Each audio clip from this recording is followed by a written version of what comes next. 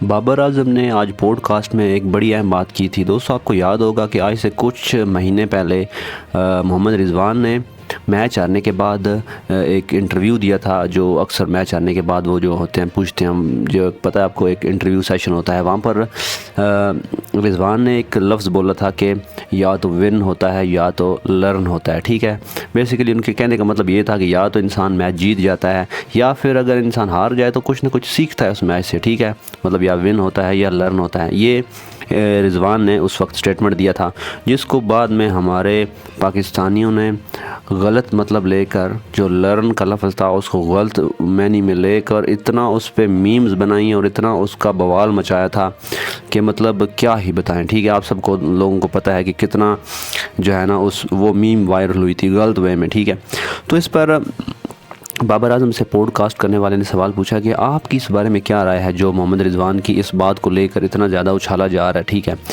जिस पर बाबर आज़म ने बड़ा ज़बरदस्त जवाब दिया। उन्होंने बोला है कि जैसी कौम का माइंड होता है ना, जितना जो मतलब जैसे कौम का माइंड होगा वैसे ही कौम की आपको ना आउटलुक भी नज़र आएगी, मतलब उसका तरक्की करने का और उसका वो सारा भी आपको सेंस नज़र आएगा। जैसी यानी कौम की ज़हनियत होगी वैसे ही आपको नज़र भी आएंगे। ठीक है, तो और दूसरों ने बोला है कि हमारे जो भी बड़े क्रिकेटर हैं, जो एक्स क्रिकेटर हैं, जो ऑलरेडी रिटायर हो चुके हैं, उन्होंने भी बड़ा इस वर्ड को यूज़ किया है। यहाँ पर वो हाईलाइट कर रहे थे अहमद शहज़ाद को। आपको पता होगा कि जब अहमद शहज़ाद अक्सर अपने जो वीडियोस बनाते हैं उसमें भी ये यूज़ कर रहे होते थे और वो बहुत ज़्यादा क्रिटिसाइज़ करते थे मोहम्मद रिजवान को। और जब इंडिया के वो एक यूट्यूबर आए हुए थे, क्या नाम है उनका, विक्रांत गुप्ता, जब आए हुए थे उनके साथ भी जब अहमद शहज़ाद एक इंटरव्यू कर रहे थे तो उस वक्त भी वो बोल रहे थे, जब मोहम्मद आमिर भी उनके साइड पे बैठे हुए थे। ठीक है, तो उस वक्त भी बोल रहे थे कि हमारे कप्तान साहब कहते हैं या तो विन होता है या तो लर्न होता है। ठीक है, वो गलत वे में कह रहे थे और सारे जो है ना वो हंस रहे थे। तो दोस्तों, बात करने का मकसद ये है, बाबर आज़म बोल रहे हैं कि हमारे जो अपने हैं, जो एक्स क्रिकेटर्स हैं, वही हमें नीचा दिखाने में लगे हुए हैं और वही ऐसे वर्ड यूज़ करते हैं। हालांकि हमें उनको चाहिए कि वो हमें सपोर्ट करें और हमें बैक करें ताकि हम अच्छी परफॉर्मेंस दिखाएं। और दूसरा, अब वो ये भी बात कर रहे हैं कि मोहम्मद रिजवान को कप्तानी से हटाओ। ये भी सारे जो है ना आजकल इस बात के भी पीछे पड़े हुए हैं। तो बाबर आज़म ने बड़ा अच्छे तरीके से उन्होंने जवाब दिया है कि हमारी कौम का माइंड ही बड़ा अजीब सा हो चुका है, बड़ा छोटा माइंड हो चुका है। हर चीज़ को गलत और नेगेटिव वे में लेके चलती है हमारी कौम।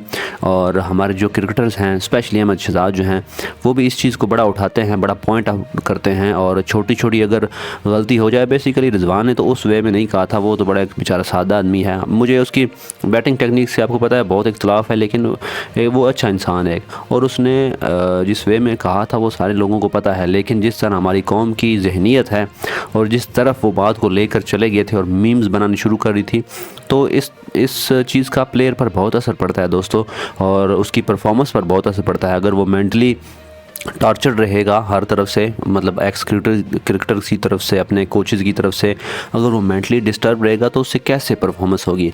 ये बड़ा अच्छा पॉइंट नोट आउट किया था बाबर आज़म ने पॉडकास्ट में। तो वो बोले हैं कि जैसी कौम होगी वैसे ही वहाँ के, मतलब जैसी ज़हनीत होगी वैसी कौम भी होगी। उन्होंने बड़ा ज़बरदस्त इस पर जवाब दिया था। और दूसरा, वो बोले हैं कि